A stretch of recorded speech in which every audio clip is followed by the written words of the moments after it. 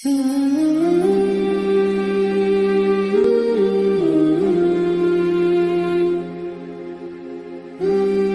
باللہ من الشیطان الرجیم، بسم اللہ الرحمن الرحیم۔ حق لا الہ الا اللہ محمد رسول اللہ۔ ہمارے آقائے دو جہان صلی اللہ علیہ وسلم جن رسوں سے گزرتے تھے، درخت ان کو سجدہ کرتے تھے، درخت انہیں سجدہ کرتے تھے۔ ابھی آپ سوچیں، ہمارے آقائے دو جہان صلی اللہ علیہ وسلم کی یہ شان مبارک ہے کہ درخت بھی ان کو سجدہ کرتے تھے۔ درخت کو ہم، وہ جاندار تو ہے، نہ وہ بولتا ہے نہ بات چیت کرتا ہے، لیکن ہمیں نہیں پتہ چلتا، حالانکہ وہ اللہ کا ذکر کرتا ہے۔ کوئی دنیا کی ہر چیز اللہ کا ذکر کرتی ہے، لیکن وہ سوچیں کہ وہ درخت ہے، نبی کریم صلی اللہ علیہ وسلم جس رستے سے گزرتے تھے ان کو سجدہ کرتے تھے،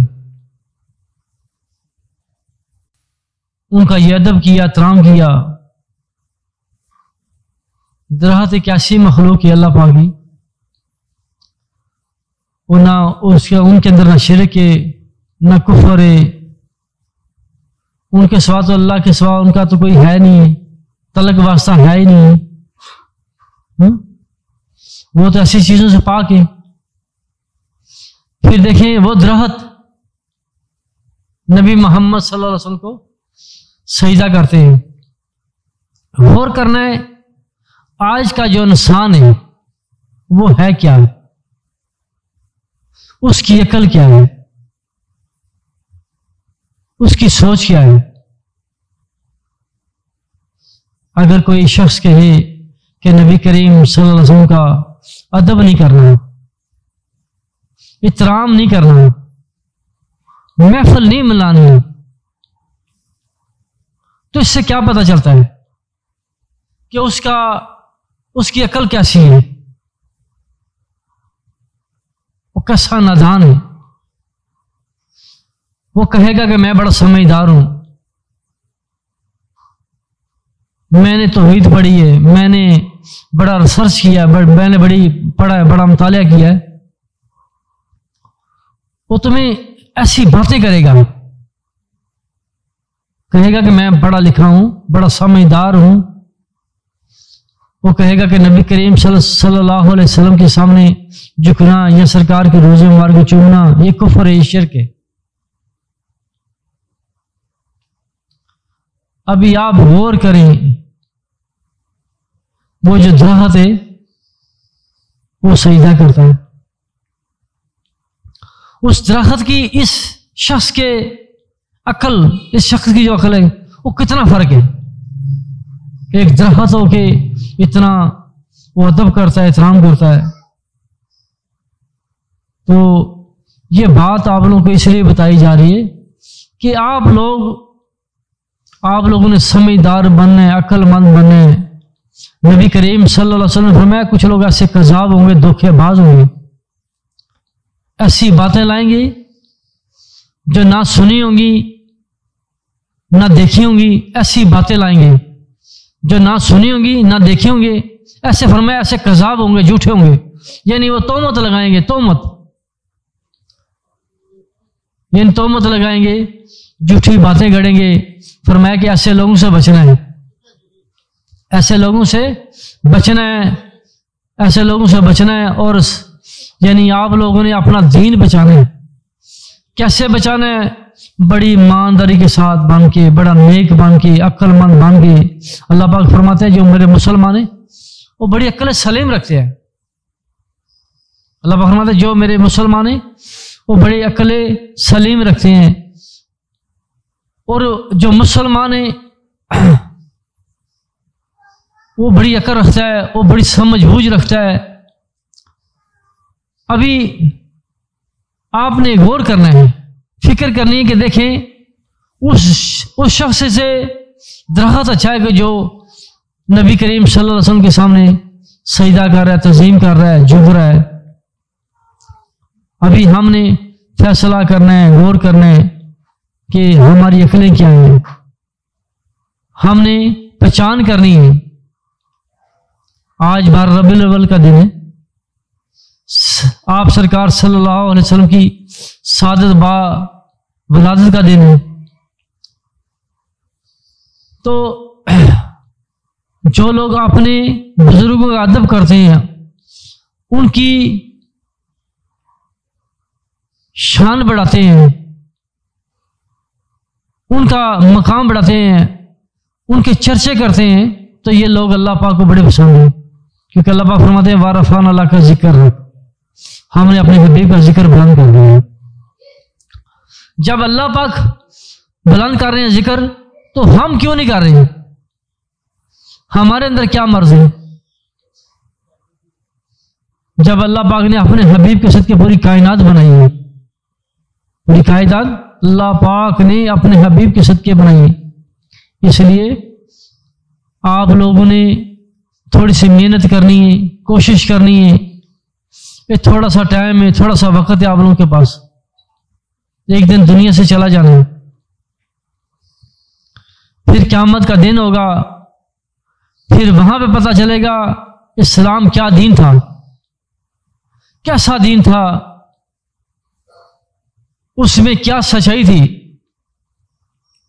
اللہ پاک فرمائے اس دن بہت سارے لوگ پریشان ہوں گے،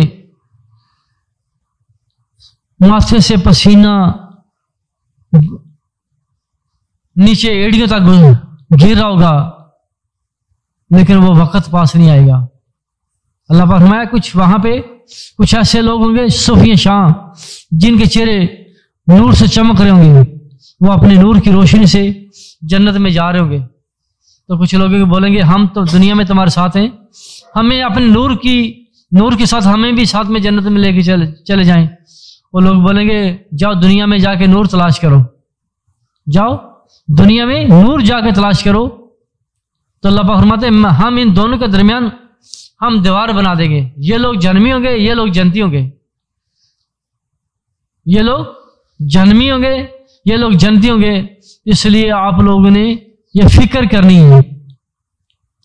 ہمارے آقا دو جہان صلی اللہ علیہ وسلم، ہم ان کو نور بولتے ہیں، نور نور نور ہر ٹائم، یعنی ان کی شان چرچا بلند کرتے ہیں۔ تو جو مسلمان ہوگا نا، تو دیکھیں قیامت کے دن اللہ پاک ان کے ماتھوں کو پشانی کو روشن کر دیں، یعنی روشنی نکلے گی، نور کی لائٹ ہوگی ان کے جسموں سے، یعنی کونیوں سے، ہاتھوں سے، جسم سے، گھٹنوں سے، یعنی ٹخنوں سے، یعنی پورے جسم سے میں سے روشنی نکلے گی۔ یہاں پہ ہم لوگ تو لائٹ جلاتے ہیں نا، روشنی ہوتی ہے، وہاں پہ لائٹ جلانے کی ضرورت نہیں ہوگی، بجلی کا نظام نہیں ہوگا، ہمارے جسموں سے نور نکلے گا۔ تو یہ وہ لوگ ہوں گے جو نبی محمد صلی اللہ علیہ وسلم کو اللہ کا نور مانتے ہوں گے، جن کو یعنی یہ یقین ہوگا کہ نبی محمد صلی اللہ کے نور ہے، اور یہ وہ سچی جماعت ہوگی۔ اور جو اللہ کے نبی کو نور نہیں مانیں گے، تو یہ اللہ پاک فرمایا کہ ہم ان کے درمیان دیوار بنا دیں گے، دیوار، یہ لوگ جنمی ہوں گے، یہ لوگ جنتی ہوں گے۔ اس لیے نور کی پہچان کرنی ہے۔ قد جاکم من اللہ نور کتاب مبین، اللہ پاک فرماتے ہیں ہم نے ایک نور بھیجا اور واضح کتاب، یعنی نبی کریم صلی اللہ علیہ وسلم کو اللہ پاک فرما رہے ہیں ہم نے نور بھیجا ہے، ان کو نور بنا کے بھیجا ہے۔ تو صحابہ کرام رضوان فرماتے ہیں کہ ایک دفعہ ہم لوگ رات کا ٹائم ہو گیا، آدھی رات اندھیری رات تھی، تو فرماتے تھے کہ ہم نے گھر میں جانا تھا، تو ہم آپ سرکار صلی اللہ علیہ وسلم کے پاس بیٹھے ہوئے تھے، تو بڑے پریشان ہو گئے، رات ہوگی ہے، ابھی گھر میں جانا ہے، اندھیری رات ہے۔ تو ہم نے نبی کریم صلی اللہ علیہ وسلم سے اجازت مانگی، تو ہمارے پاس کوئی لائٹ کا بندوبست نہیں تھا، تو فرمایا نبی کریم صلی اللہ علیہ وسلم نے ایک چھڑی پکڑی، اس چھڑی کے اوپر اپنا ہاتھ پھیرا، تو ان صحابہ کرام کو دیا، فرمایا یہ لے جائیں اور چلے جائیں۔ جب وہ چھڑی لے کے گھر سے باہر نکلے تو وہ چھڑی روشن ہوگی، وہ بولتے ہم گھر تک آئے، اس چھڑی میں روشنی تھی۔ اور ہم اس کو ہم نے لائٹ بنا لیا، تو آپ دیکھیں کہ نبی کریم صلی اللہ علیہ وسلم کے دستے مبارک میں یہ شان ہے کہ چھڑی کے اوپر ہاتھ پھیرا اس میں روشنی ہوگی۔ تو اللہ پاک کے نبی وہ ہیں جن کے صدقے اللہ پاک نے پوری کائنات بنائی، اور وہ لوگ آپ لوگ کو بڑے بڑے سوال کریں گے، بڑے بڑے مسئلے بنائیں گے۔ یہ بڑا آخری وقت ہے، کسی دھوکے باز کے چکر میں نہیں آنا۔ یعنی اللہ پاک نے حوض کوثر بنایا ہے، قیامت کے دن حوض کوثر ہوگا۔ جس شخص کو اس حوض کوثر سے پانی ملے گا نا، وہ جنت میں جائے گا، اور جس شخص کو اس کو حوض کوثر سے پانی ملے گا نہیں ملے گا، وہ جنت میں نہیں جائے گا۔ تو یہاں پہ غور کریں، اس حوض کوثر کے مالک کون ہیں؟ نبی محمد صلی اللہ علیہ وسلم۔ یہ جو سورہ کوثر نازل ہوئی نا، اللہ پاک نے یعنی فرمایا کہ میں نے اپنے حبیب کو حوض کوثر کا مالک بنایا ہے، حوض کوثر کا مالک بنایا ہے۔ تو آپ غور کریں، جب وہ حوض کوثر کے مالک ہیں، اور جو شخص حوض کوثر سے پانی پیے گا وہ جنت میں جائے گا۔ اور حوض کوثر کی 4 دیواریں ہیں، ایک دیوار کے اوپر ابو بکر صدیق رضی اللہ تعالیٰ عنہ پیرا دیر ہوں گے، دوسری دیوار کے اوپر حضرت عمر فاروق رضی اللہ تعالیٰ عنہ پیرا دیر ہوں گے، تیسری دیوار کے اوپر حضرت عثمان غنی پیرا دیر ہوں گے، اور چوتھی دیوار کے اوپر حضرت علی سرکار پیرا دیر ہوں گے۔ یہ 4 دیواروں کے مالک پھر یہ ہوں گے آپ سرکار صلی اللہ علیہ وسلم کے حق 4 یار۔ آپ غور کریں، تو جو ابو بکر صدیق کو نہ مانے گا، حضرت علی سرکار انہیں پانی دیں گے۔ جو علی کو نہیں مانے گا، ابو بکر صدیق ان کو پانی دیں گے، حضرت عمر ان کو پانی دیں گے۔ جو عثمان کو نہیں مانے گا، تو کیا حضرت علی سرکار، کیا ابو بکر صدیق، حضرت عمر فاروق کیا اس کو پانی دیں گے؟ ہرگز نہیں۔ اور اس کے مالک اصلی کون ہے؟ کن کو اللہ پاک نے بنایا؟ حضرت محمد صلی اللہ علیہ وسلم کو۔ دینے والا کون ہے؟ اللہ پاک۔ کس کو مالک بنایا؟ نبی محمد صلی اللہ علیہ وسلم کو۔ جس شخص کو وہاں سے پانی ملے گا وہ جنت میں جائے گا، اور جس شخص کو وہاں سے پانی نہیں ملے گا وہ جنت میں نہیں جائے گا۔ تو یعنی آپ سوچیں، جب وہاں سے پانی ملے گا تو جنت ملے گی، تو اس کا مطلب یہ ہوتا ہے کہ اللہ پاک نے نبی کریم صلی اللہ علیہ وسلم کو جنتوں کا بھی مالک بنایا۔ اللہ پاک نے نبی کریم صلی اللہ علیہ وسلم کو جنتوں کا بھی مالک بھی بنایا ہے۔ یعنی اس سے پتہ چلتا ہے کہ تمام جنتیں بھی اللہ پاک نے اپنے حبیب کو دی ہیں۔ یعنی ہم پڑھیں گے نا لا الہ الا اللہ، لا الہ الا اللہ، ہمیں جنت نہیں ملے گی جب تک ہم محمد رسول اللہ نہ پڑھیں گے۔ اس بات کو غور کریں۔ اور جو شخص کیا بولتے ہیں نا کہ نبی کریم صلی اللہ علیہ وسلم کے بغیر، ان کے وسیلے کے بغیر، یعنی نبی کریم صلی اللہ علیہ وسلم مانگے کے بغیر ہم جنت میں چلے جائیں گے، تو یہ ان کی بات بڑی غلط ہے۔ سمجھ لیں کہ وہ انکار کرتے ہیں کھلم کھلا، کلمہ بھی پڑھتے ہیں، کلمہ گو بھی ہیں، کلمہ بھی پڑھتے ہیں، لیکن یعنی اللہ پاک نے جو نبی کریم صلی اللہ علیہ وسلم کو خزانے دیے، دولتیں دیے، ان کا وہ انکار کرتے ہیں۔ نبی کریم صلی اللہ علیہ وسلم فرماتے ہیں اللہ پاک مجھے عطا کرتے میں بانٹتا ہوں۔ ابھی سوچیں، جو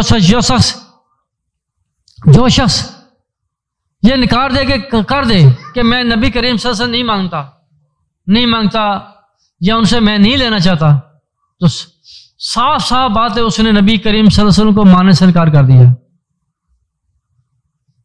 اور آپ غور کریں، سب سے جو آیتیں ہیں قرآن پاک میں وہ منافقوں کے بارے میں اور کافروں کے بارے میں کم آیتیں ہیں۔ اللہ پاک نے فرمایا کافروں سے بدتر ہے، یعنی کلمہ بھی پڑھے گا، تمہارے بیچ میں بھی رہے گا، کہے گا کہ میں مسلمان ہوں، اور وہ کیا کرے گا؟ اپنے بزرگوں کا ادب چھڑائے گا لوگوں سے۔ یعنی جو شیطان مردود ہے نا، یہ الٹا سوتا ہے، الٹا سوتا ہے۔ اس لیے کہ اللہ پاک نے مجھے جنت سے نکالا، وہ نفرت کرتا اللہ پاک سے، آج بھی الٹا سوتا ہے۔ تو جو شیطان خبیث تھا وہ کس بات کے اوپر ردا گیا، وہ رد ہوا کس بات کے اوپر رد ہوا؟ وہ اس بات کے اوپر رد ہوا کہ اس نے آدم علیہ السلام کو سجدہ نہیں کیا تھا، تو اس نے بولا یا اللہ پاک میں تجھے سجدہ کروں گا، میں یعنی آدم کو سجدہ نہیں کروں گا۔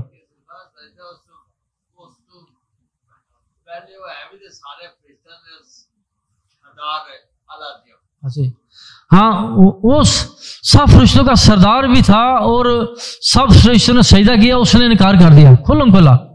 تو اللہ پاک فرمایا تم نے کیوں نہیں کیا؟ فرمایا کہ اللہ پاک میں تمہیں کروں گا، میں آدم کو سجدہ نہیں کروں گا۔ اور یعنی اس نے کھلم کھلا انکار کر دیا، بولتا یا اللہ پاک میں تجھے سجدہ کروں۔ اللہ پاک فرمایا یہ میرا حکم ہے، تو سجدہ کر۔ اس نے بولا یا اللہ پاک میں تجھے، حالانکہ سجدہ پھر لمبا ہو گیا، کافی لمبا، کافی ٹائم تک، اور جن فرشتوں نے سجدہ کیا نا انہوں نے ایک اور سجدہ کیا۔ اللہ پاک نے پوچھا یہ آپ لوگوں نے سجدہ کیوں کیا؟ فرمایا یا بار تعالیٰ ہم نے یہ سجدہ اس لیے کیا، ہم شکرانے کا سجدہ کیا، ہم بخشے گئے ہیں۔ اس ٹائم سے یہ پتہ شیطان کو پتہ ہے کہ جو بندہ بزرگوں کا ادب نہیں کرے گا، اللہ پاک نے اسلام کی بنیاد اسی یہ رکھی تھی کہ بزرگوں کا ادب کرنا ہے، ماں باپ کا، اولیاء کرام کا، صحابہ کرام کا، انبیاء علیہ السلام کا ادب کرنا ہے، اور جو بندہ ادب نہیں کرے گا وہ شیطان مردود ہو جائے گا۔ اس نے بولا کہ میں یا اللہ میں تجھے سجدہ کروں، تو ہمارے جو وہابی بھائی ہیں وہ کیا بولتے ہیں؟ اللہ کے سوا سجدہ نہیں کرنا۔ شیطان نے کیا کہا؟ اللہ یا اللہ میں نے تیرے سوا سجدہ نہیں، اللہ پر فرمایا کہ تو کر، نہیں تو تیری بخشش نہیں ہوگی۔ اللہ کا بھی پتا کہ خدا میں ہی ہوں، اللہ میں ہی ہوں، میرے سوا کوئی اللہ نہیں ہے، اور فرشتوں کو پتا تھا کہ اللہ ہی ہے، لیکن انہوں نے تعظیماً سجدہ کیا تھا۔ اور آج یہ سوچیں، نبی محمد صلی اللہ علیہ وسلم کی حدیث پڑھیں، غور کریں، نبی کریم صلی اللہ علیہ وسلم فرماتے ہیں کہ اللہ پاک بندے کی نیت کو دیکھتے ہیں، اس کی نیت کیا ہے۔ جتنا بھی تمہارے اعمالوں کا دار مدار ہے نا تمہاری نیت کے اوپر ہے، تمہاری نیت کیسی ہے۔ جب بندہ کسی بندے کو خدا سمجھ کے سجدہ کرے گا تو کافر ہو جائے گا، جب وہ بندہ تعظیماً جھکے گا، اپنے ماں باپ کے پیر چومے گا، قدم بوسی کرے گا، اولیاء کرام کے مزار کے اوپر وہ قدم بوسی کرے گا، چومے گا، اس نیت سے جو یعنی کرے گا کہ یہ بزرگ ہیں، تو وہ کافر نہیں ہوگا۔ کیوں؟ اللہ پاک اس کی نیت کو جانتے ہیں۔ اس لیے آپ بھی غور کریں، ہمارے نبی محمد صلی اللہ علیہ وسلم وہ ہیں، اللہ پاک فرماتے ہیں میں نے یہ پوری کائنات اپنے بندے خاص کے لیے بنائی ہے، اگر ان کو نہ مجھے بنانا نام مقصود ہوتا تو میں نے پوری کائنات نہیں بنانی تھی۔ تو اس لیے غور کرنے آپ سرکار صلی اللہ علیہ وسلم کا مقام کیا ہے، شان کیا ہے، تو کسی بد مذہب کے ہاتھ، بد عقیدہ کے ہاتھ آپ نہیں لگنا ہے، اس سے بچنا ہے، اور اس پیغام کو سب یعنی مسلمانوں تک شیئر کرنا ہے۔ اور ہم اس بیان کا مطلب کیا ہے، اس گفتگو کا مطلب کیا ہے، بیان کرنے کا مطلب کہ اللہ پاک نے ہمیں کیا بتایا کہ تم مسلمان ایک ہو جاؤ۔ اللہ پاک فرماتے ہیں ہم نے تمہیں ایک جوڑ سے پیدا کیا، تم میں سے ہمارے قریب ہو جو پرہیزگار ہیں۔ اللہ پاک فرماتے ہیں آپ لوگ سارے آدم علیہ السلام کی اولاد ہو، آپ لوگ مسلمان ہو، آپ لوگوں نے ایک ہونا ہے ان فرشتوں کی مانند۔ جب تم ایک ہو جاؤ گے تو سارے جنتی ہو جاؤ گے، اور دنیا میں سلام سلام ہو جائے گا۔ اگر شیطان کے قدم کے اوپر چلے تو تمہارا دین ستیہ ناش ہو جائے گا۔ آج دیکھو وہ شیطان مردود ردیا گیا، آج دیکھو کتنی دنیا کافر ہو گئی ہے اس کے رد ہونے کی وجہ سے۔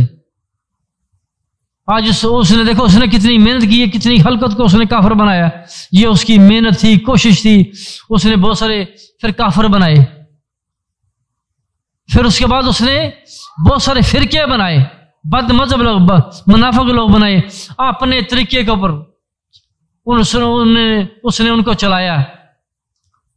جو بولتا نا صرف اللہ کو سجدہ کرو، تو اس سے پتہ چلتا ہے یہ شیطان کی جماعت ہے، حقیقت میں یہ اللہ کی جماعت نہیں ہے، اس کو آپ نے غور کرنا ہے، اور آپ نے شیطان کی جماعت سے بچنا ہے، شیطان کے ساتھیوں سے بچنا ہے، اور ہم نے یعنی اللہ رسول کا صحیح حکم ماننا ہے۔ اور اللہ پاک نے فرمایا جس نے مددگار بنا لیا اللہ کو اور اس کے رسول کو اور ایمانداروں کو، بلا شبہ یہ اللہ پاک کا گروہ، اس نے کامیاب ہونا ہے۔ ہم نے اس گروہ میں شامل ہونا ہے۔ وہ کون سا گروہ ہے؟ انبیاء علیہ السلام، صحابہ کرام، امام المرسلین، اللہ کے اولیاء کرام، نیک بندے بندیاں، سب مسلمان، یہ اللہ پاک کا گروہ ہے۔ اللہ کا پاک کے فرشتے، یہ سارا اللہ پاک، ہم نے اس میں شامل رہنا ہے، اس میں رہنا ہے، اور یہ ہمارا دین، یہ ہمارا ایمان ہونا چاہیے۔